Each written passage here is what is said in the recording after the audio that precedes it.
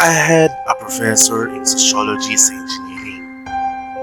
Nakwento niya sa amin na during 1970s, sa isang classroom sa engineering department, nakatawag pansin sa kanya yung isang female student. At that time, uso pa ang class card, which will serve as your attendance. Sa atin, it's registration form. This girl attends regularly to his class, but she cannot present any class card. So my professor did he told this female student, pag hindi niya pinakita yung class card niya, then she's not allowed to enter the class. Yung female student, nakatitig lang sa kanya. During the 100th year of UST Faculty of Engineering, dumalaw yung isa sa may students ng prof ko, si Jun Lozada. Remember, yung ZTE scandal? Jun Lozada told his professor kung natatandaan niyo pa yung female student na walang class card. Sagot ng prof ko, yes. Then Jun Lozada said, na yung girl, eto siya. Isa sa mga pictures sa bulletin exhibit. This girl actually a student from the year 1946.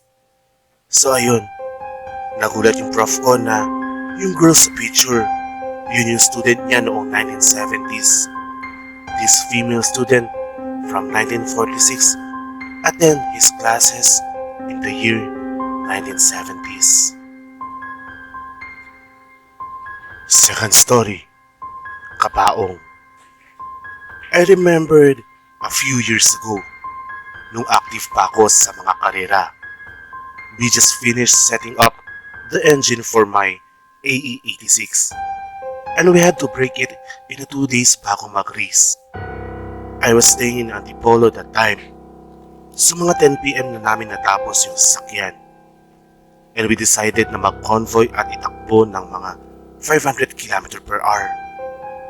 Since that's all you need for a race engine talaga, not 1.5 kilometer like regular cars. So the convoy went ahead, biyahe from Antipolo pababa ng Teresa and onwards.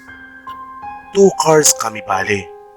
The other cars, agalan, was following me. Sakay yung mga mekaniko with the spare parts just in case. Target namin is Quezon Province. We were communicating by radio. Okay ang biyahe so far. Magandang mga turns doon. Then we were passing through a long stretch of road na walang ilaw. As in super dilim.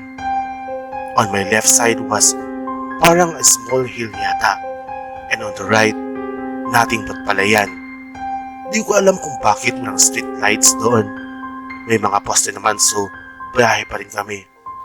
Then I spotted a single stall with lights from afar.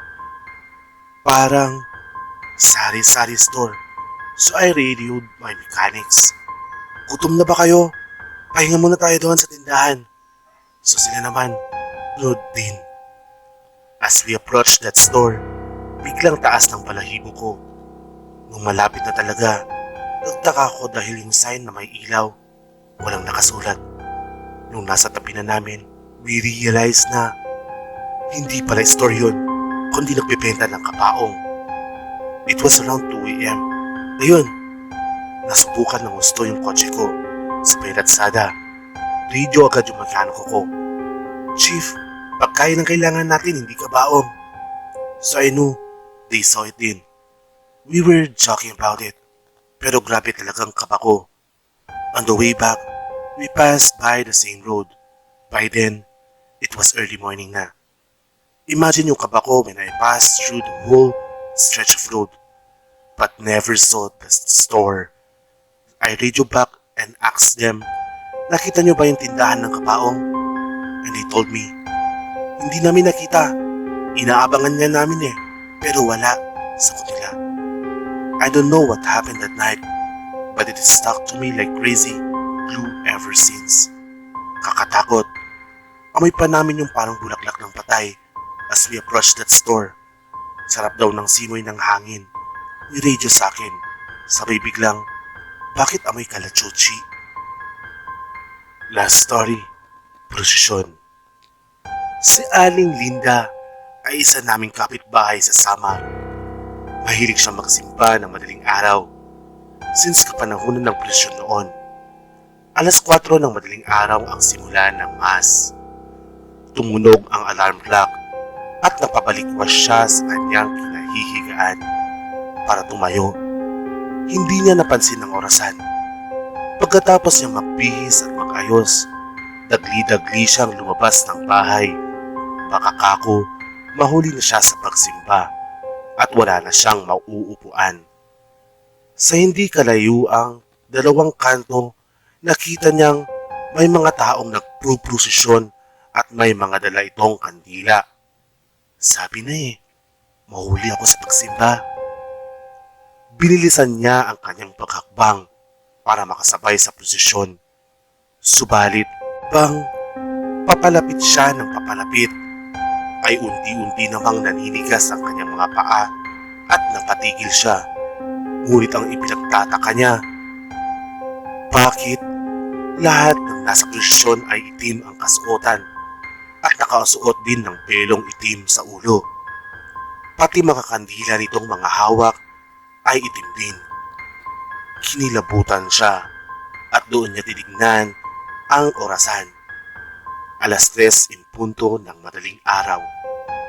Nanlaki ang kanyang mga mata sa takot at nakaramdam siya ng lamig sa kanyang buong katawan. At hindi siya makagalaw sa kinatatayuan niya. Nakita niyang walang ulo ang pari habang patuloy itong naglalakad at ang prosesyon na yon ay prosesyon pala ng mga patay. Dahil napansin rin niyang nakakangilabot na iyak ang umaagapay sa mga kanyang tenga na para bang nakakabingi at halos purong itim din ang mga kabaong nito. Tila ba'y hindi niya mawari ang kanyang nararamdamang kilabot. Unti-unting naglaho ang prosesyon at doon lang siya nakahinga ng malalim at nakagalaw. Mabilis siyang nakauwi sa kanyang bahay at doon pa lang tumulog ang kampana. Iniisip niya halos 1 oras din pala siyang nakatayo. Sinumpa niya sa sarili niya na hindi na siya magsisimba ng madaling araw. Mula sa kalye kasi namin ay dire-diretso ang simbahan. Susundan ng sementeryo at ang pinakadulo nito ay dagat. Kumbaga, walang likuan, kaya palaisipan pa rin sa amin ang mga kababalaghang nangyayari sa aming lugar.